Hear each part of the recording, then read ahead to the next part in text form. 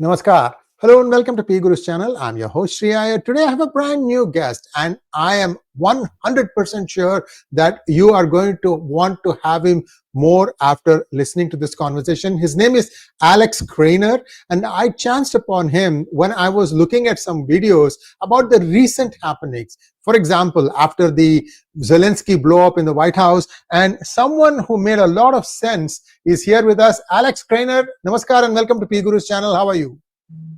Very well, thank you. Thank you for the invite and warm greetings from Monaco to all your viewers and listeners. Thank you so much. And I thought people only gambled, and here you are working very, very hard. You are a market analyst and a researcher. And I'm also going to mention to you viewers, he's also an author, but we will keep that thing for another day, another conversation. Today, I have some specific questions from a conversation that Alex, you had with another YouTube channel host. And what you mentioned was that in the 19th century, the British had a system so well developed that they would get the gold from India that they looted. Then they will use that money to buy up distressed, properties, land, what have you in America. And this system was so, so well established and deep-rooted that some of these aspects are seen even today. So let's start from the 19th century and then we'll come up to today. But before all that, just talk to us a little bit about your backdrop. How come you are in Monaco today? You were born in a different country, and then we can answer this question. Go ahead. Well, how I ended up in Monaco could be described as just one thing led to another. I was born in Croatia, in former Yugoslavia, and I grew up under the socialist one-party communist party regime of Yugoslavia.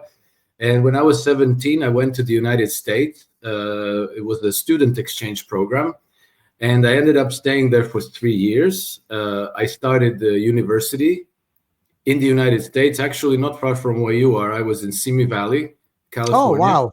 Yeah. And then I moved to Switzerland. I got the scholarship to go study in Switzerland, where I finished my university studies. Then I fell in love with a Venezuelan girl. Ended up living in Venezuela for a while. And then in 1995, I went to Croatia, joined the military. I participated in the war in Yugoslavia in a Croatian army. And after that, I ended up getting a job in Monaco in oil trading. And I thought I was going to stay here, a year or two, but then I ended up staying, and I'm still in Monaco 28 years later.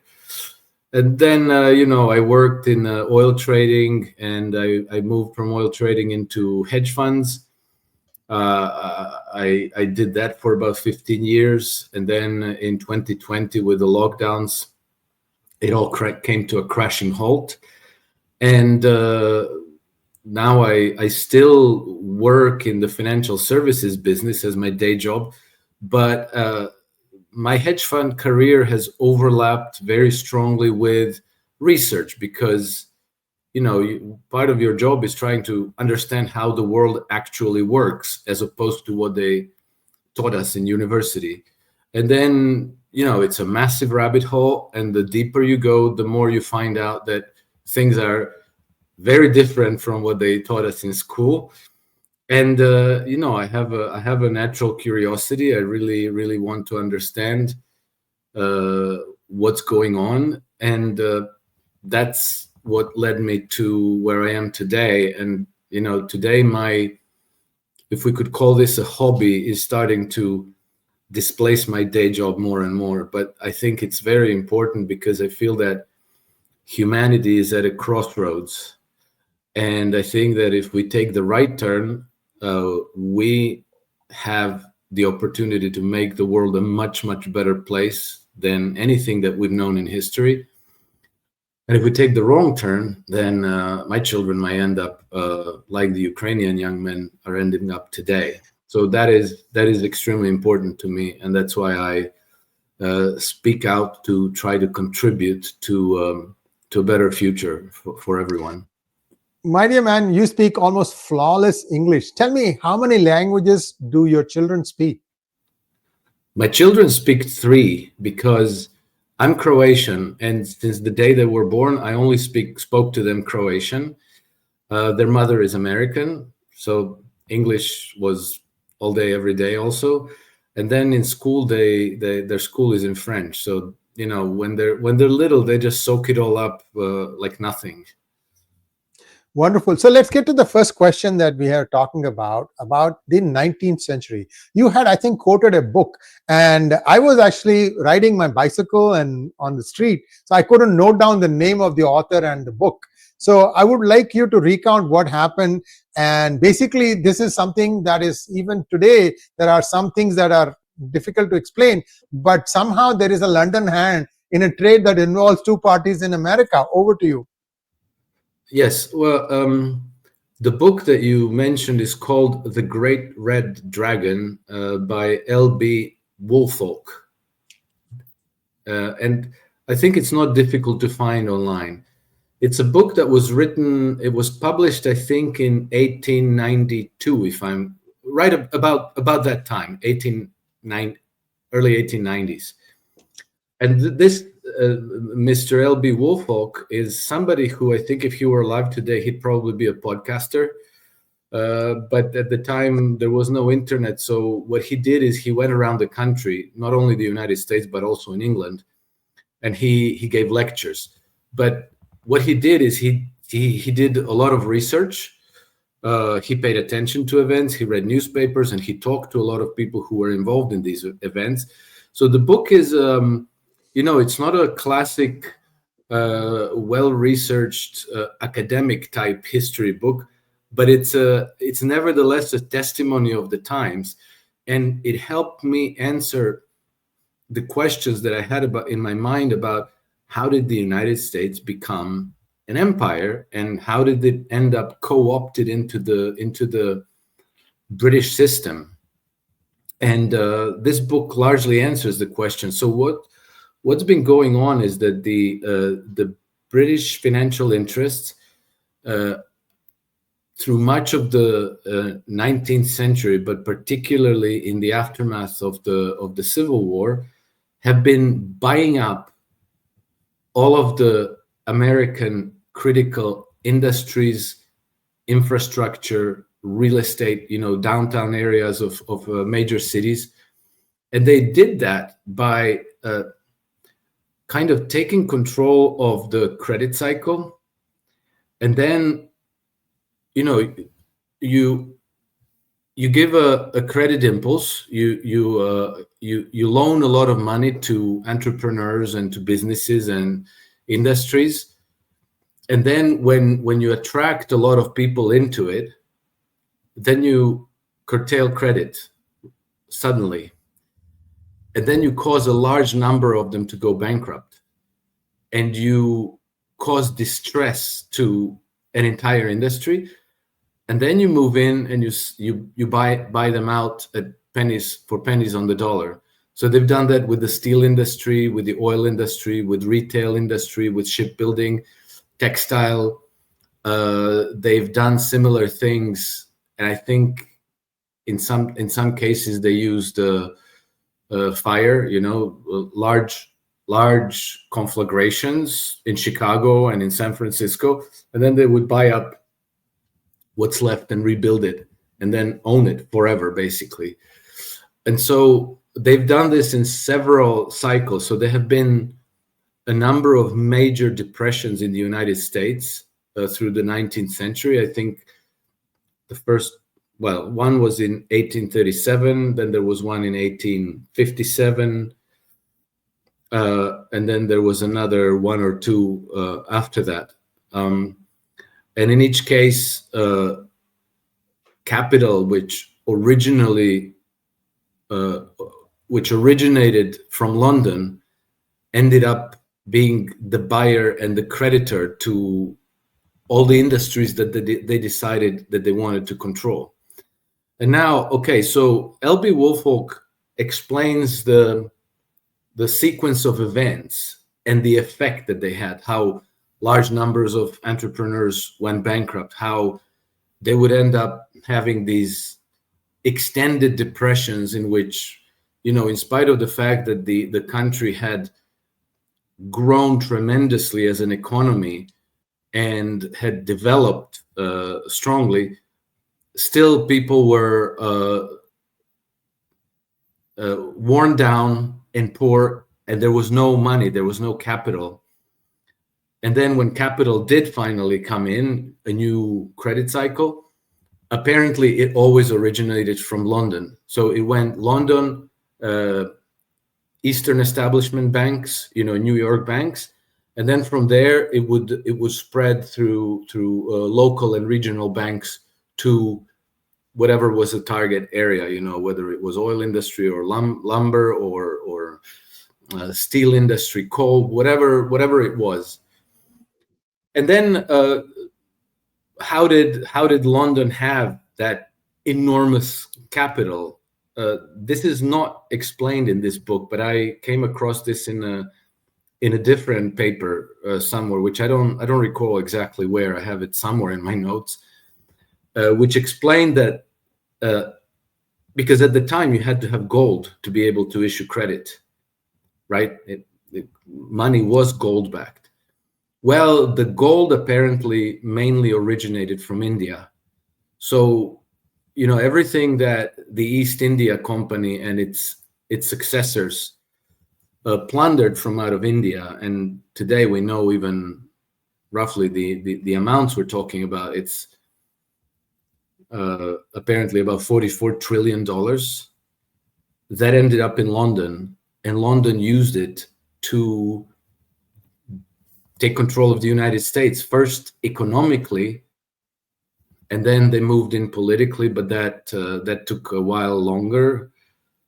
It involved a culture change. It involved breaking up the alliance between the United States and Russia, which throughout the 19th century was very, very close, and the United States and Russia had very friendly relations.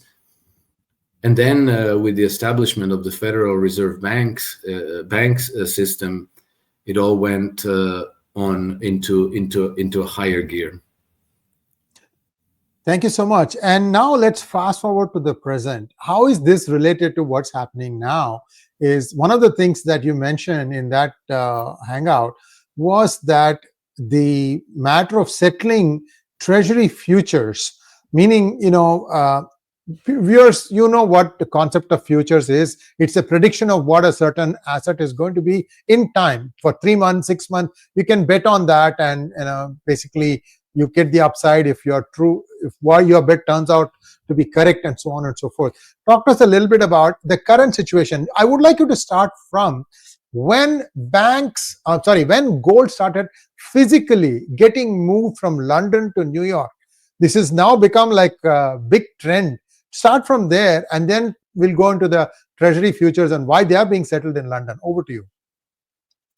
I don't know the reason why gold is moving from London to the United States, but it has something to do with whatever Trump administration is planning for the future monetary system of the United States. Obviously, the dollar is not for ages.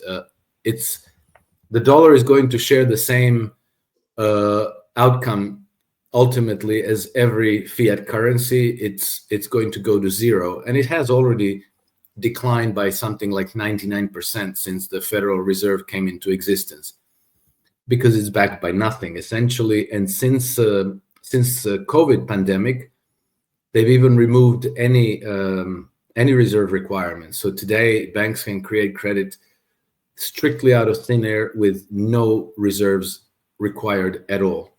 So that means that the dollar will implode.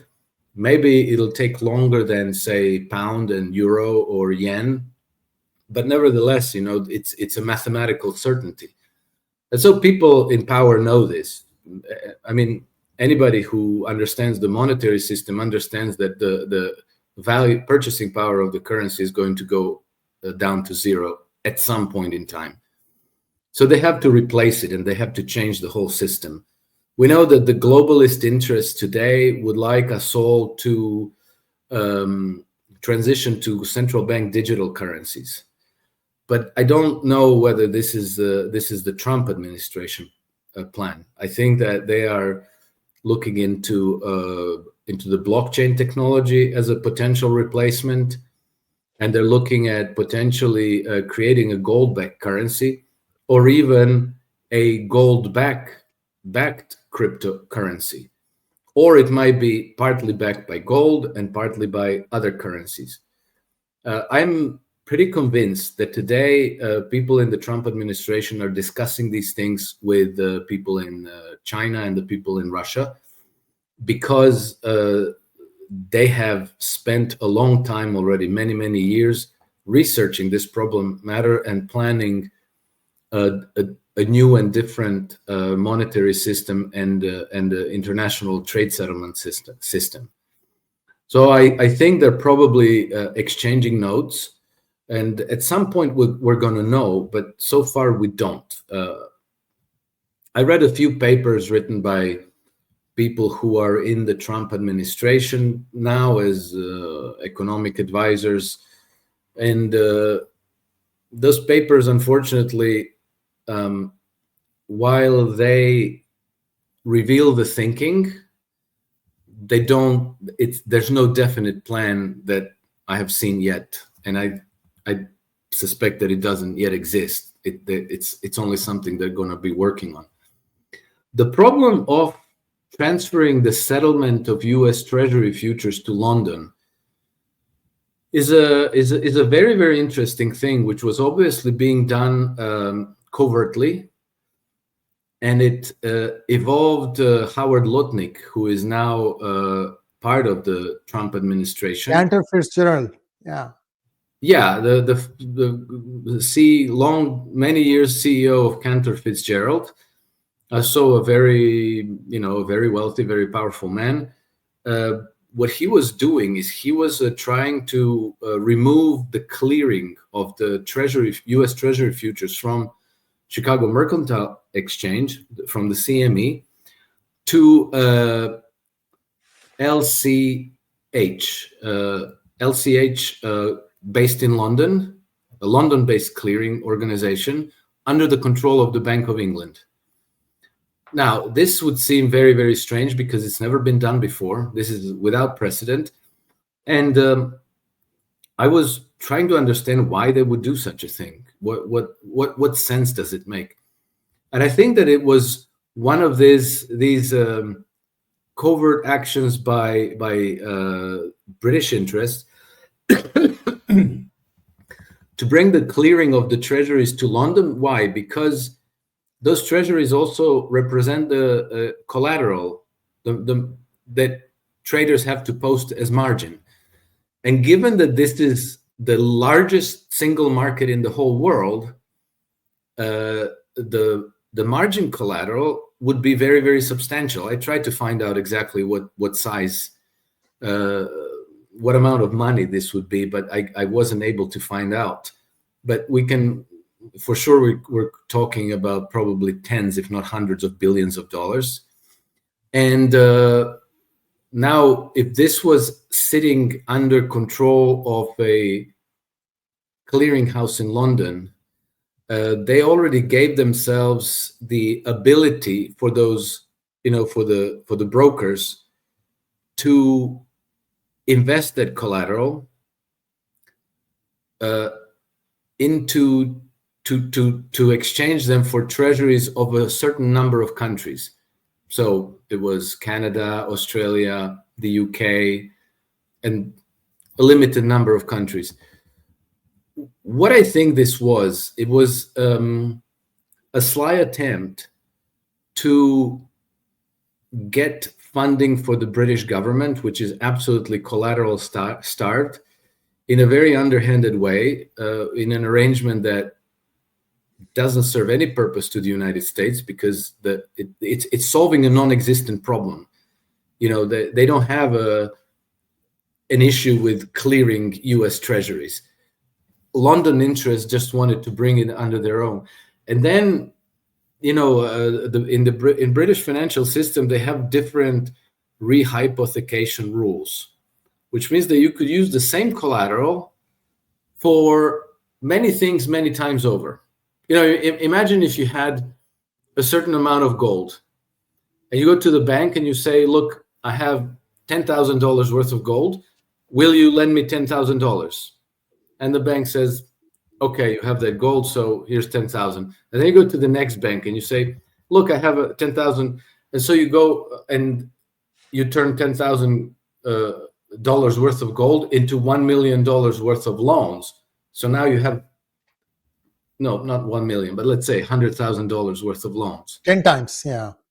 Let's say, I don't know how many times it is, but let's pretend it's 10 times.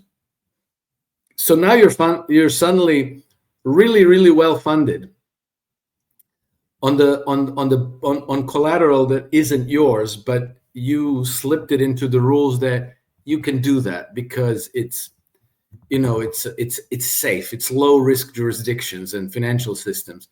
So I think that this was an attempt to possess, to appropriate themselves of American collateral to fund the British government under the guise of giving them a service that they didn't need, you know, but that because of special relationship and this and that, whatever, they managed to finagle somehow. Except I think that it came out, and I can't imagine that Donald Trump is going to go for this. That he's going to allow for this to happen.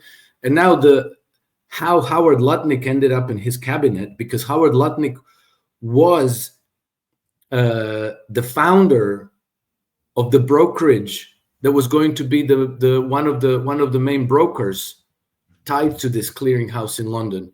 So it was he had the incentive to make this scheme happen. And well, you know, he will know a lot. And I think that because this scheme was discovered, and they asked for, you know, the Senate, I think it was Senator, I forget. Rand Paul? I'm sorry? Rand Paul? No, it wasn't Rand Paul. It wouldn't be somebody you would suspect, because he's a very, very highly compromised senator. But nevertheless, he questioned Lutnick at some point, and he said, "Can you please explain this to us?" And they were like, "Oh yeah, we'll send you a report," but they never did. So obviously they're hiding something. Okay, so given that now Trump administration controls Palantir, and they have Elon Musk on board, and they have the NSA, and you know, 𝗤𝗙cİ Gabbard controls the DNI, the DNI, the Directorate of Intelligence Agencies. They probably know all about this, and maybe Howard Lutnick was brought in because he knows all this, and then maybe they made a deal. Look, you're going to be fine, you're going to do well, but we want this. We want to know exactly who is doing this. We want to know exactly where the den of vipers is and who they are. So this is me connecting the dots. You know, I know certain things for a fact, but how to interpret them is, you know, a bit of dot connecting. But yes. I think that I'm probably not far away from the truth. You know, there was another podcast that I was following. There was a person, his first name is Simon, and last name it's not coming to my mind. Sorry about that. Simon did a very Hunt. I'm sure it was Simon Hunt. Yes, Simon Hunt. Absolutely. He's a friend. Simon made, by the way, please, I reach out to him and tell him that I would like to talk to him. In fact, I would like to have both of you. I could connect you with Simon, yes. Super. So what Simon said was that the United States perhaps is mulling two types of dollar: a domestic dollar backed by gold on blockchain, and an international dollar not backed by gold.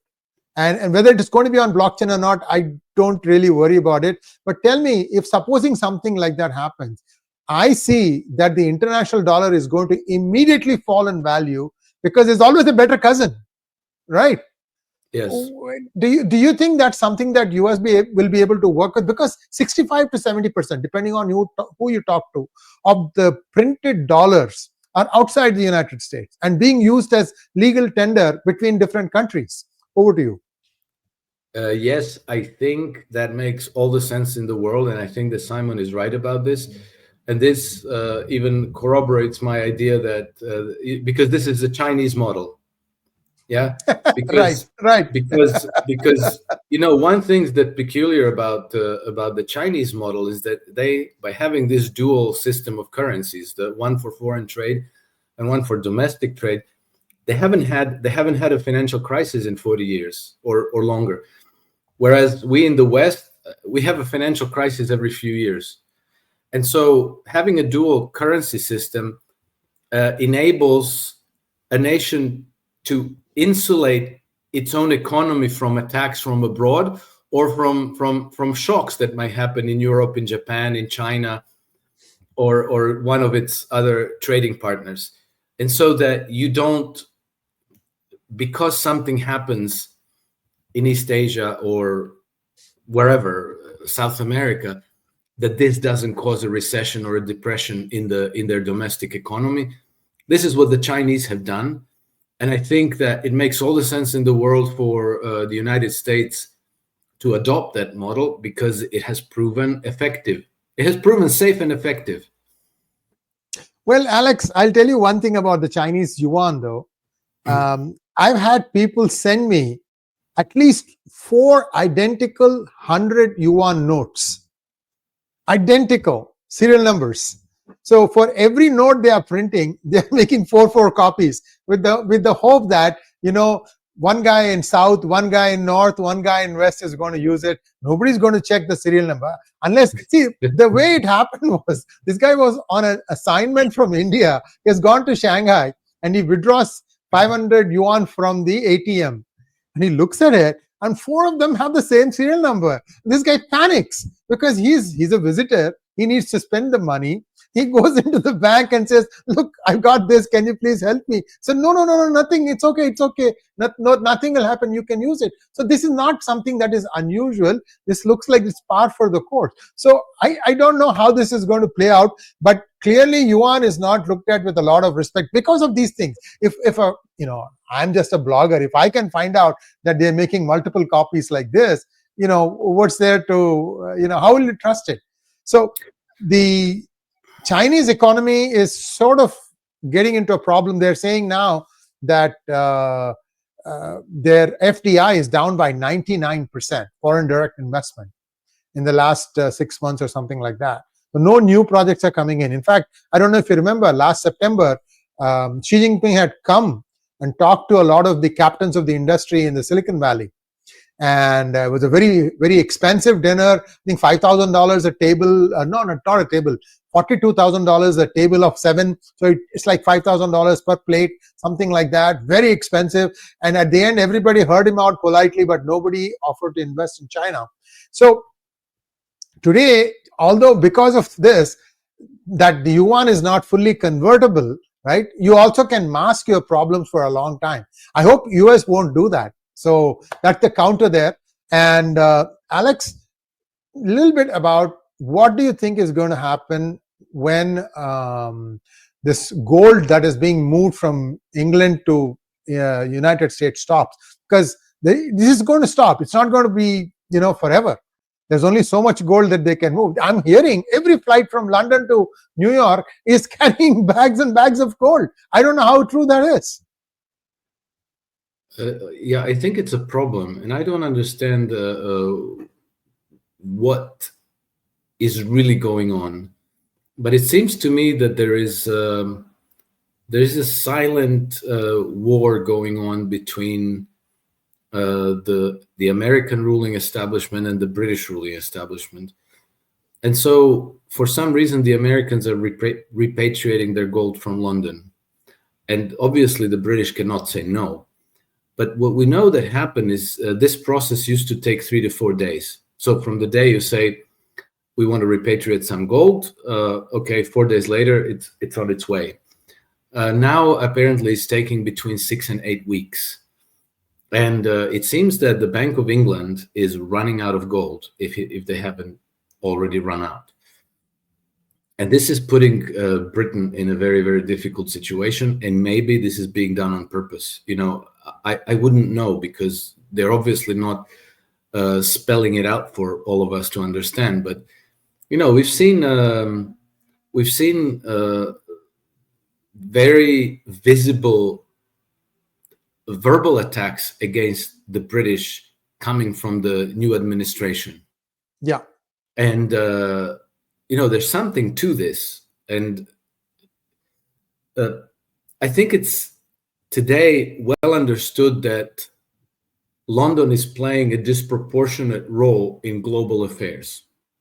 And we see that perfectly on the example of Ukraine, because they have always projected this idea that they are merely a loyal junior partner of the rapacious American empire, and that they always end up in trouble by following the American lead into all these misadventures.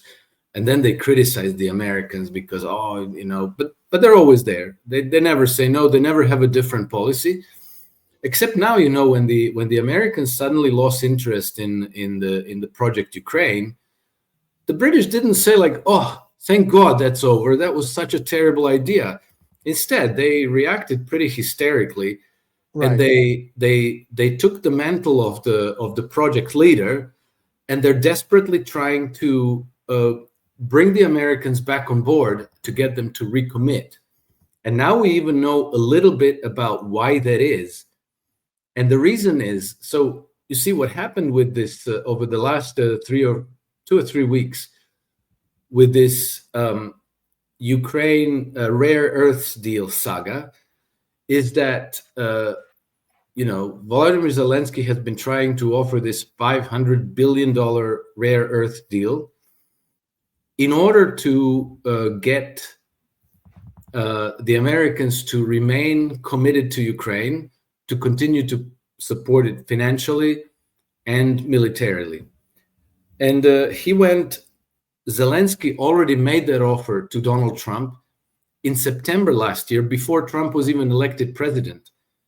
Now, that is very strange, because I'm sure that Zelenskyy didn't think that up himself. Nevertheless, he went to New York, he made that offer to Donald Trump. Donald Trump gets inaugurated. He sends Scott Bessent, his Treasury Secretary, to Kiev with the draft proposal to make the deal and to sign it. And Zelenskyy refuses. Then he has a conversation with Secretary of State Marco Rubio, and he says, "Oh yeah, we'll sign that deal. I just need to run it through my legislative process." And then 2 days later, he tells the media, "No, we're rejecting the American deal." So, and in the process, he insults Donald Trump. And so I thought this was very strange, because why would Volodymyr Zelenskyy, who completely depends on the United States support, be so brazen to reject the American deal that he offered several months before, and to do it in such a way to embarrass his Secretary of State and to insult the president?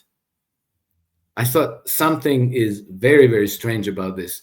And so what I learned subsequently is that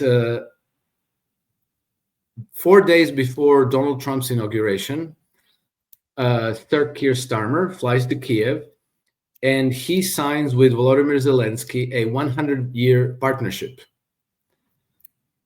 And apparently, according to intelligence leaks from Ukraine, that partnership includes a secret appendix whereby, upon cessation of hostilities, Ukraine is going to turn over the lion's share of Ukraine's wealth to the British interests, including all the ports, the power stations,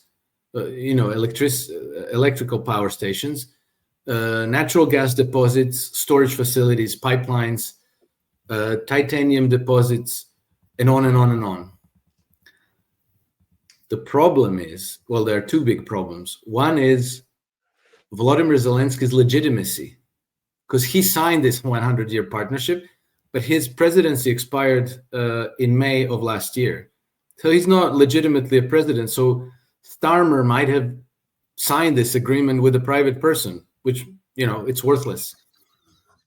And so on the 24th of February, so they signed this 16th January, 4 days before Trump's inauguration. 24th February, Boris Johnson flies into Kiev, and immediately two things happen. Within 24 hours, two things happen. A, Zelensky reverses himself and says, like, okay, we'll accept the American deal.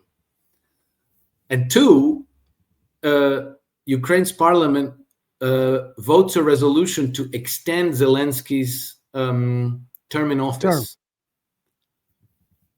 And then Boris Johnson gives a whole bunch of interviews to the British media from Kiev, says pretty much the same talking points in every interview, but he also kind of lets the cat out of the bag, because he explains the whole point of all this.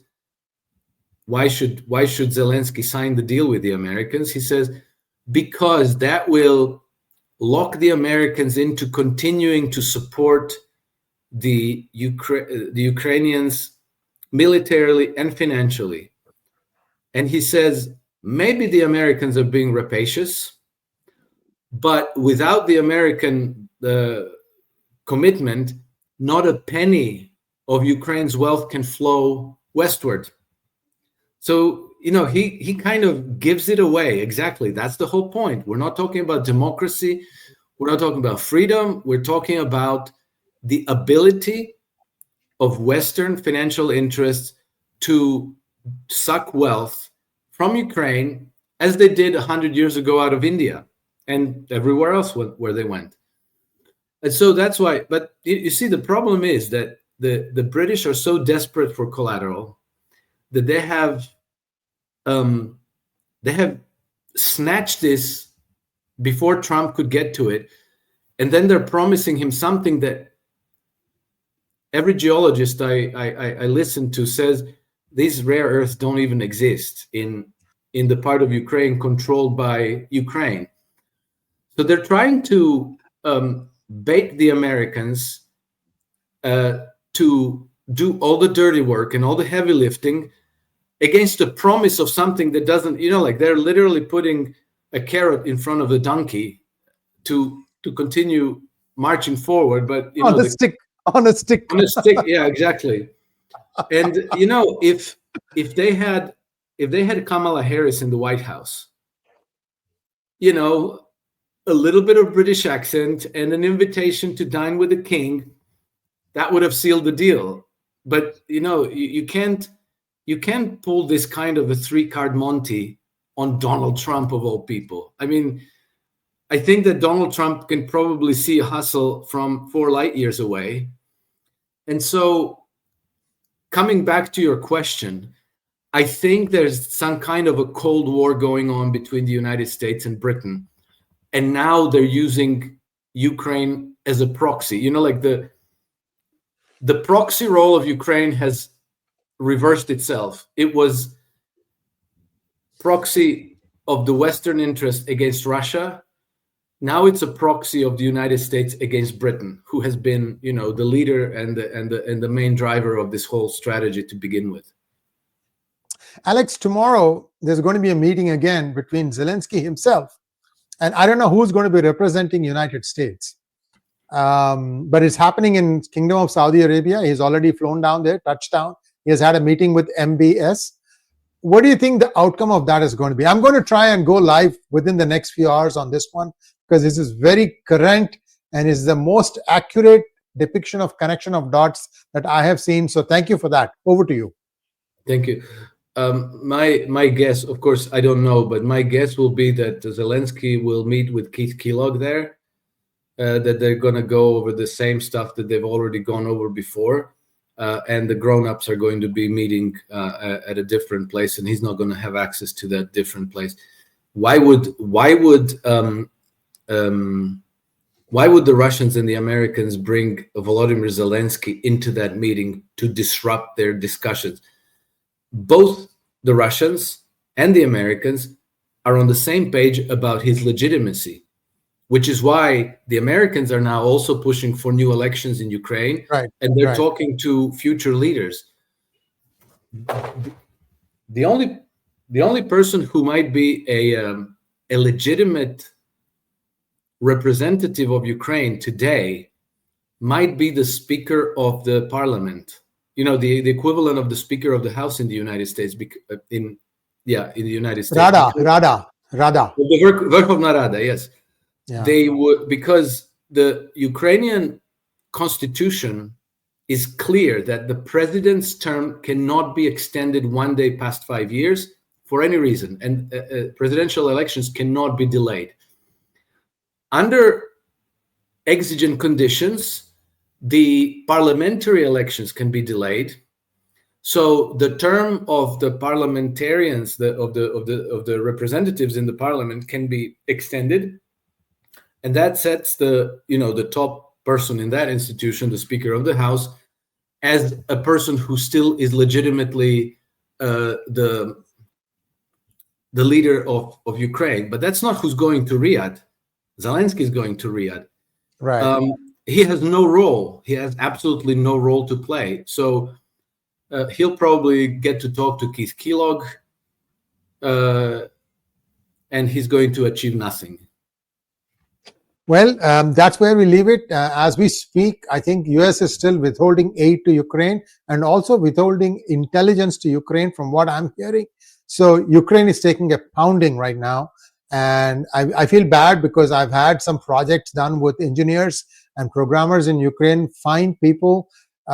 It just makes me sad that this country was coming up so nicely, and now it's back to what, 30, 40 years back with all this conflict, and so sad.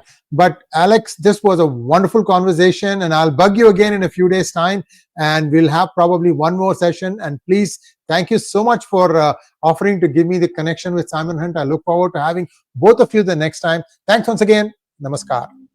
Thank you very much for having me.